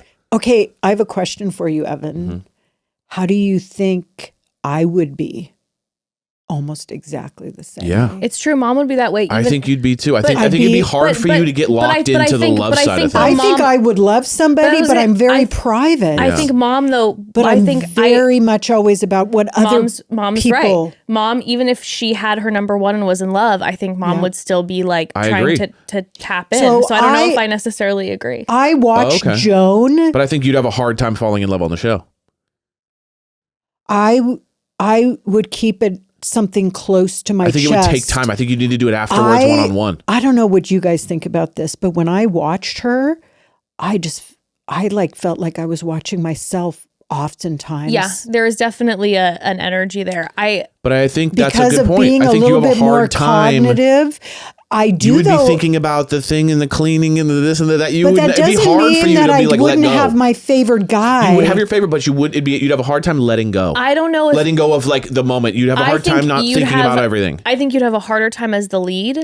I think if you were... I don't think I could be a lead. It would be too much. No, but I'm saying I think as a contestant... To show the emotions and everything in front of a... That's my point, I think as a contestant... I'm too cognitive for that, I think as a contestant, Mom could fall in love on the show. Yes. Because I wouldn't be carrying everything. You don't have to be in control. But also, you wouldn't be in control. But I'd still be concerned about all the women. Yes, but... And I say this, I don't say this in a negative way because I always say this is a good thing for contestants on the show. You do have an energy of competition, not when it comes to people, but like when we play games, whatever.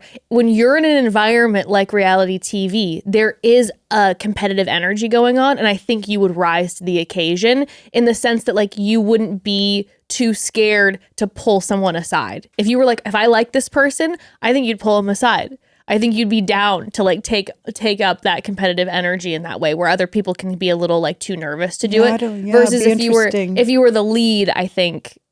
But I watched her so often and I was like, I saw myself in, I mean, and I'm saying sometimes where I would wish I could say to both myself and her, show more emotion. But I could relate to her. So I'm a Taurus, she's a Capricorn, but we both are deep feelers, but we don't necessarily express them so much. But that doesn't mean that they're not there. I just hold things really more close. And then when I drive in my car, I'm bawling. Oh, Mom. Right. But I mean, that's just, right. And I mean, I will when I feel safe with a partner, because I've witnessed it before. When I feel safe with that person, I'll tell them whatever and talk about anything. But I don't do that with just, I don't do that. Yeah. I have more just, there's a lot to balance it when you're on the show. Yeah. It's not as simple as you just going on a date and liking someone. It's So like you got I think so that much going she right away liked somebody. So here's the thing, what she said when she was, because I listened to Caitlin Bristow interview her. She basically said, and Caitlin agreed with her, and Joan said, because she's been watching the show for so long, she kind of learned this. She said, she was right away into chalk date number 1. But she said, I left my heart open because people had told me you could easily just fall for the first guy, close your heart, and not give every other guy an opportunity. And she said... So she said night 1, Chalk. Well, that was her first date. She goes, Chalk and I had such a good date. It must have been her choice to go out first with him. If she has a say, I don't know. But she said that first date was so successful, she right away liked him a lot. But she said, I knew I had to be really careful and still be open to all the other men. And she said she felt like she did a good job doing that. Yeah. Well, I will say this, regardless of, let's just say, I mean, obviously Chalk's in her top 2 and he's seemed now for weeks that it's like, okay, like this has to be the guy. Yeah. But when we've been talking about how she might feel about Pascal, I felt validated when she came in and she was talking to Pascal and she said, because this whole back and forth she'd had with the other men, it was cordial, like kind, energy. And she was still, of course, kind to Pascal. But when he got brought up, she was like, well, I thought maybe Pascal and I could have figured out something in the fantasy suites. Yeah. But I'm happy. But she threw that in because when he was right away like, mon ami, chérie, like, I did not want you to think that you were not worth it, like, da da da da da da. And she was like, yeah, I hear you, but like, I thought you and I could have figured that out in the fantasy suites, which leads me to stand by my point that I think that he might have been at that point a number one for her. One or two, but even maybe number one if she was thinking more in fantasy mode, like escapism mode, like he could be the guy to like sweep me off my feet, take me away, and life would feel very different. I totally agree with you, but to Evan's point, I see what Evan is saying is, and I would be, somebody would critique me in this way. This isn't a critical thing. I mean, a positive critique is like Evan is saying, because I think she's more cognitive, which I am too, the emotions aren't there. And like, I was even shocked when she chose Pascal over Jonathan, because you couldn't see a lot even during the season where Pascal was doting on her or anything like that. No, in fact, she was running away. At one point, even when they're bowling, the guys that were really into her. But that's what made me, when she chose Pascal, that's what made me, what you were saying, that's what made me go, oh, wow, there's something going on inside of her that we're not seeing, but that she's hoping for. And she liked Chicago. Yeah. She said Chicago, I think, would be the city she would love to go the back and forth to. And I think she liked him a lot more than I think I initially thought she did. But like Evan said, she's a little hard to read. Yeah. She doesn't have and I would be the same way. Well, I think she let it slip for a second when she was like, well, Pascal, I thought we could have figured it out in the fantasy suites, but you decided to leave early. Like, that was a little bit like, think hey, she thought that they were going to have a private. But I think that it was like, we were going to have a conversation in the fantasy suite about basically like, hey, let's figure this out. We don't have to get engaged. Right. We could just date. Like, I think she was ready to have that conversation with Pascal because even when he was about to leave and she offered the like, well, could you ever get there? Like, I bet they go to the fantasy suite. She was planning on being like, you don't have to propose to me. Let's just leave dating. I think she's just looking for a guy she hopes to be with. I don't necessarily think she's even that it has to be a marriage. Yeah, Chalk's a lot. I think Chalk's it's more like, here's my kids and my life. And I love you. Pascal's like, let's fuck and go to Paris. You know what I mean? And she's like, maybe I kind of do. I'm like 60s. I already did the whole marriage life, kids thing. Like, maybe I just want to have fun again and fuck off a little bit. And I'm like, there's something beautiful about that. And I feel like if I was her too, I'd kind of feel the same. I'd be like, I lived a full life. I'm not trying to start over again. Maybe I just want to go have fun with this French guy. Well, we see in the preview for the finale, which, by the way, I thought we were going to get the wrap up, by the way, for the last episode. That's what they made it seem like. Yeah. But we didn't. We just got the preview for the finale episode. But we see Chalk saying, I'm not proposing to somebody unless they tell me they're in love with me. They're in love with me. I think she's torn. I don't blame the guy. I also wouldn't want to propose if someone hadn't said you know what I think it is? She says that it's got an ending like no other ending ever has had. And I'm like, how can there be an ending? That? She said that. She goes, well let's just say the ending is different. There hasn't been an ending like this before. Yeah. And I'm thinking, haven't we seen everything? I think it just comes down to this. If Chalk didn't exist, the season would have gone very different. I think Chalk messed with her head. Sorry. I think if Pascal didn't exist, it would have been a completely different season. I think Pascal created an option for her she didn't even consider. I hear that. She was just in the zone of like, I'm going to find another beautiful man and he's going to be my husband and we're going to live a life together. And then this hot French guy comes out of nowhere and he's like, do you want to have amazing sex and go to Paris all the time? No, but let's be real. He's hot. He's like a guy who has a ton of experience. He's like fast, Maserati, fun. And she's like, I didn't even consider this as an option. He's got the salon, And so he comes out of nowhere and he messed with her head. I think he created an option that didn't exist in her brain, and then it messed with her head going, what do I really want? Because my body is screaming for the Pascal.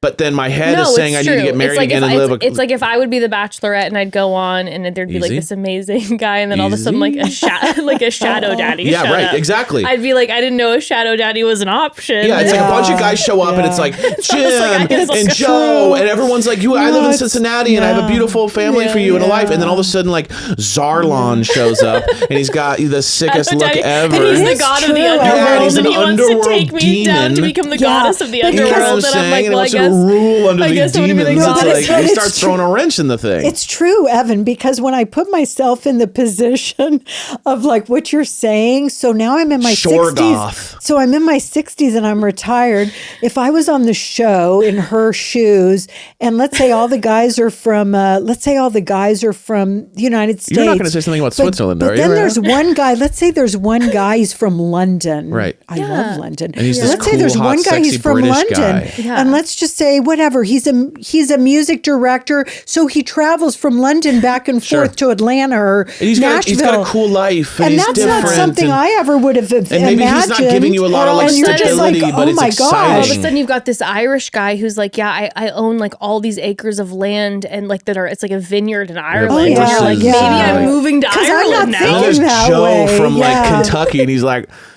I got a beautiful family down here, and you're like, but there's this hot London guy that might not commit to you. Kansas and Reno. Yeah, and then Chicago and Paris. Yeah, exactly. Yeah. I mean, it's tempting, you know? Yeah. It's definitely and let's be real, tempting. he's probably arguably the best, youngest looking guy on the show. Chalk's the best kisser.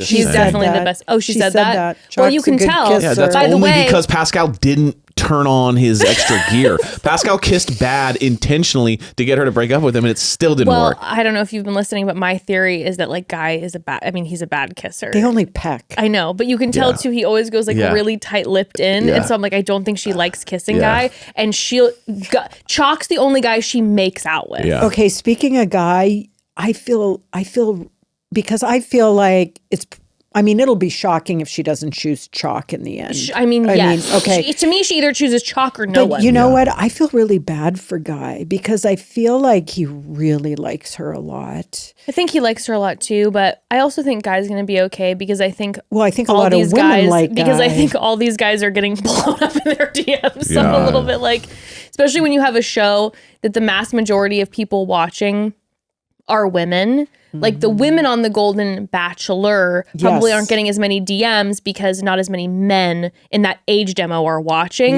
Versus you're hearing all these guys. All these guys are coming on the show, and we're seeing all these or on Men Tell All, and then we're seeing all these posts. They're all dating people already because they're getting blown up in their DMs. And she's matchmaking them. But okay, like we were saying though, we went on a whole different tangent. But Joan is when she's sitting with the men, live for the fact that Charles is like, I miss you, and she's like, you look so handsome, and he's like, give me your phone number, and Gary brings up that Joan's mom is there, which is so lovely. He prayed for her, which I did giggle though because Gary was just like, and it's so happy that Joan's mom is here, who I wrote that gorgeous prayer for. Yeah, he kind of gave himself a pat on the back in a funny way. I was like, oh, that's kind of funny. He was like, and then I wrote this gorgeous prayer. Yeah, he kind of totally low-key said that. It made me laugh. It was like so not like him to be like, and I am incredible. And it was just made me laugh. He's a really strong Christian. No, I know. It's not that he wrote the prayer. It's that he said how beautiful his letter was. He goes, I wrote this gorgeous prayer but that's how he is. He's flowery, right? Yeah, he is. But it was just like so, it made me giggle. Yeah. And then big shout out to freaking Dr. Bob. When Dr. Bob was like, I just have to say that, Joan, I'm so thankful that I had the opportunity to share about my queer kids on national television. And I'm like, Dr. Bob makes me want to cry because, and then we saw his child in the audience, but I saw a clip on like from TikTok or something where one of the people who's been coming to Dr. Bob's, like, because then she was like, shout out to the wayward lesbians, like our Thanksgiving is going to be popping off. Yeah. I saw someone who has participated in one of those Thanksgivings, and they were saying, they're like, no, you don't understand. And they were showing photos and videos. They're like, Dr. Bob, this isn't just like a couple of us. Like Dr. Bob opens his home to he said wayward lesbians, like wayward people whose families have rejected them. Exactly. They have nowhere to go on Thanksgiving because they're not welcome